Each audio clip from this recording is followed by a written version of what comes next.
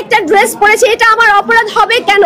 একজন ক্রিমিনাল, একজন পারফেক্ট ক্রাইমকে, একটা পারফেক্ট ক্রিমিনালকে আপনারা জাস্ট ধামাচাপা দেওয়ার চেষ্টা করছেন। আমাকে প্রশ্ন করে, আমাকে হেনস্থা করে কোনো লাভ নাই। আজকে আমি নীলা ইসরাফিল যদি থেমে যাই, পুরো বাংলাদেশের নারীরা থেমে যাবে, এটা মনে রাখবেন।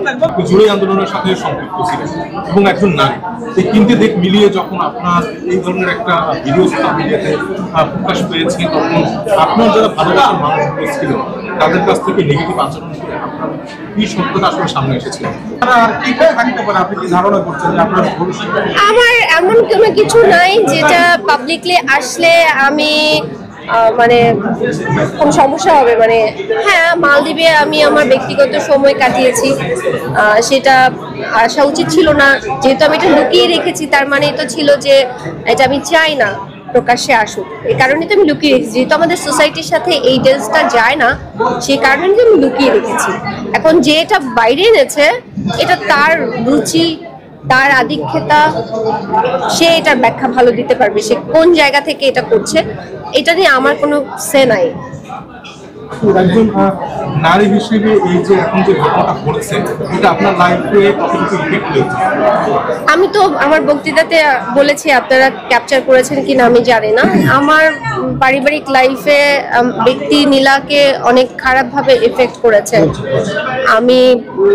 আমি ছাদের কার্নিশে দাঁড়িয়েছিলাম সুইসাইড করার জন্য।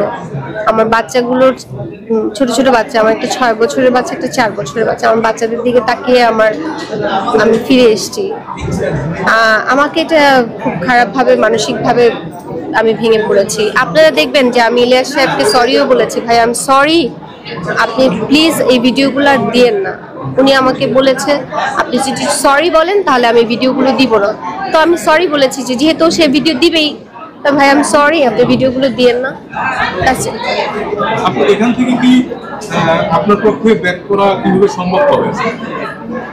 আমার পক্ষে আসলে ব্যাক করা সম্ভব।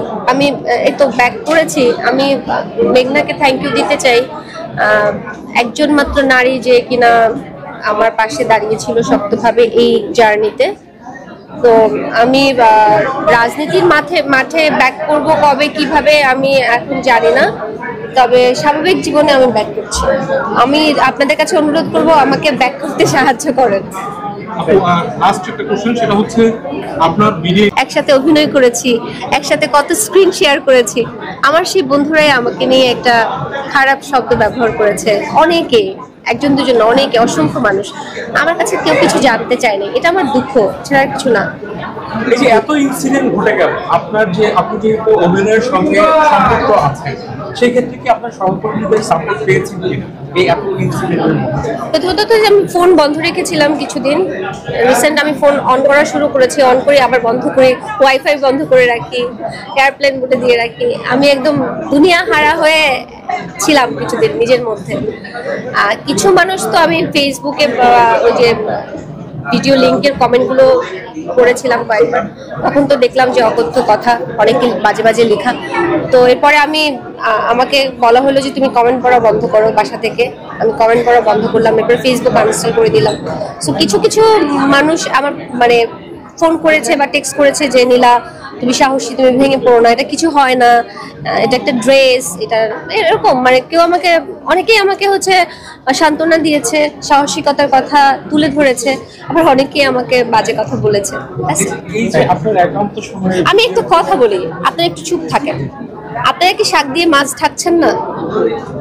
আমি এই যে আমার যে ড্রেসটা, এই ড্রেসটা সামনে কেন আসলো, এটা গোড়াটা কোথায়? যে অপরাধটা করেছে সেই অপরাধীকে আপনারা পার পাইয়ে দিচ্ছেন এই প্রশ্নগুলো করে। আমার এই কাপড় নিয়ে কথা বলে যে অপরাধী, তাকে কিন্তু আপনারা পার পাইয়ে দিলেন, এটা আপনারা ভুলে যাচ্ছেন।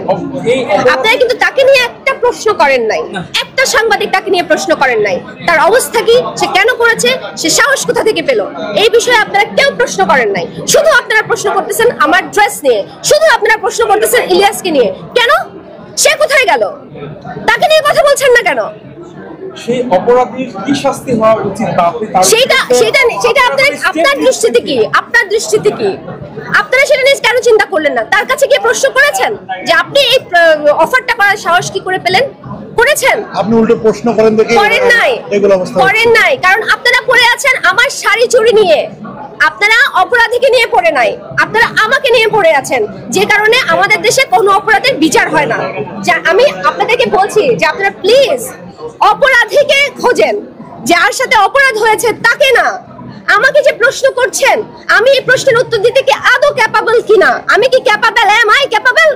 I am not a capable person right now to answer all questions. Answer. যে অপরাধী তাকে প্রশ্ন করেন, আপনি কেন এই প্রস্তাব করেছেন? আপনি এরকম একটা জায়গায় বিলং করেন, আপনি রাজনীতি করেন, আপনাকে দেখে শেখার কিছু আছে, আপনার থেকে এটা প্রত্যাশা করি। আপনারা তাকে প্রশ্ন করেন, আমাকে প্রশ্ন করছেন কেন? আমি সব প্রশ্নের উত্তর দিতে বাধ্য কেন? আমি একটা ড্রেস পরেছি, এটা আমার অপরাধ হবে কেন?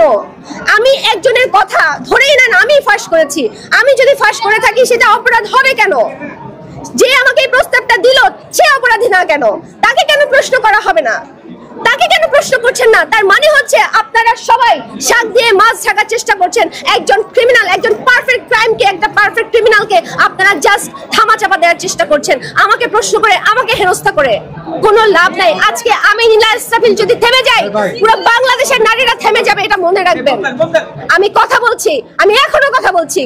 যেদিন আমি কথা বলবো না, সেদিন অন্য কোনো নারীরাও আর কথা বলবে না।